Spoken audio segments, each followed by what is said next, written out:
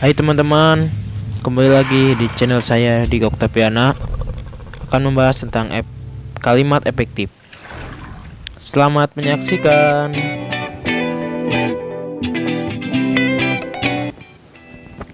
Kalimat efektif.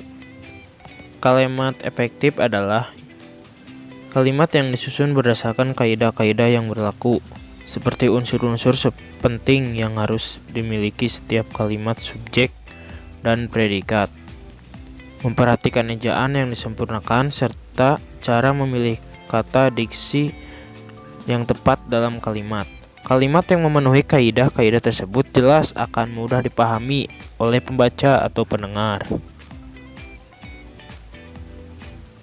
Syarat kalimat efektif pada dasarnya ada 4. Syarat utama, sebuah kalimat dapat dikatakan efektif atau tidak. 1.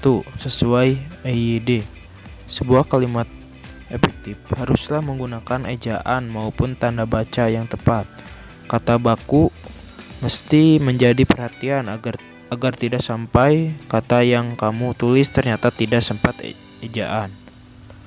Sistematis. Sebuah kalimat saling sederhana adalah yang memiliki susunan subjek dan predikat, kemudian ditambahkan dengan objek pelengkap hingga keterangan sebisa mungkin guna mengefektifkan kalimat. Buatlah kalimat yang urutannya tidak memusingkan. Jika memang tidak ada penegasan, subjek dan predikat diharapkan selalu berada di awal kalimat. 3. Tidak boros dan bertele-tele. Jangan sampai kalimat yang kalian buat terlalu banyak menghambur-hamburkan kata dan terkesan bertele-tele. Pastikan susunan kalimat yang kalian rumuskan pasti dan ringkas agar orang yang membacanya mudah menangkap gagasan yang kalian tuangkan. 4. Tidak ambigu. Syarat kalimat efektif yang terakhir, kalimat efektif menjadi sangat penting untuk menghindari pembaca dari multitafsir.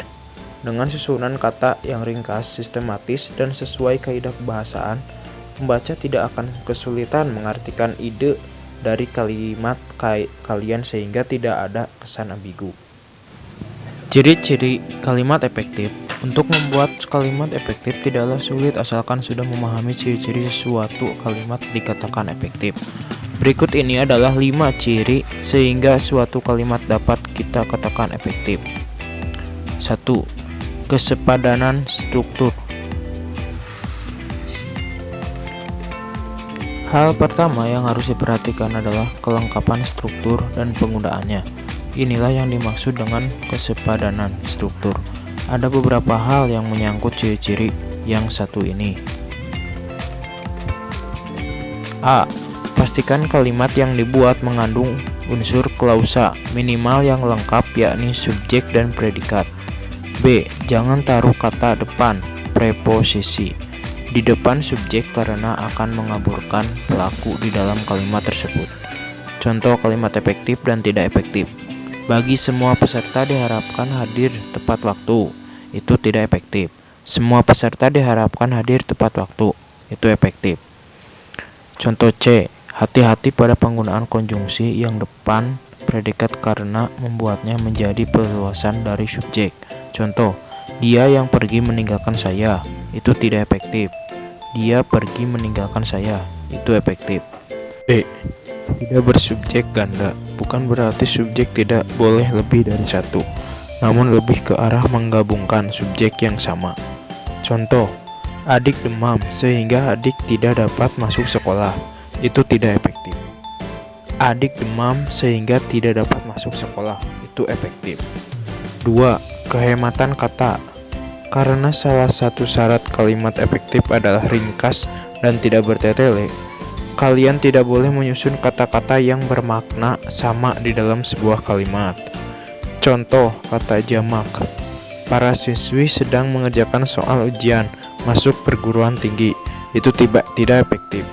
Siswa-siswi sedang mengerjakan soal ujian masuk perguruan tinggi. Itu efektif.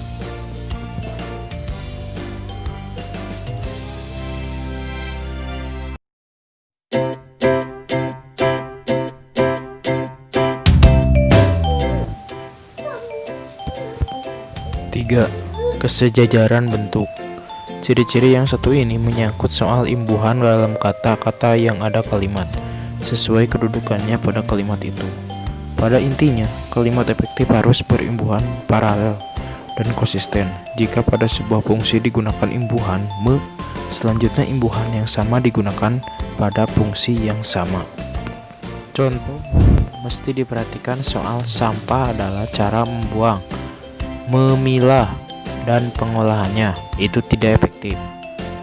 Hal yang mesti diperhatikan soal sampah adalah cara membuang, memilah, dan mengolah. Itu efektif. 4. Ketegasan makna. Tidak selamanya subjek harus diletakkan di awal kalimat, namun memang peletakan subjek seharusnya selalu mendahului predikat.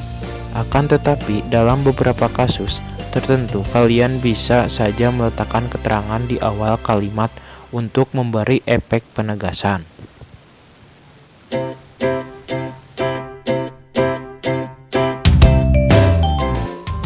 5. Kelogisan kalimat.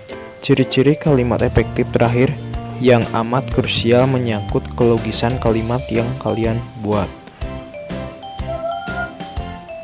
Contoh, kepada Bapak Kepala Sekolah, waktu dan tempat kami persilakan. Itu tidak efektif. Bapak Kepala Sekolah dipersilakan menyampaikan pidatonya sekarang. Itu efektif.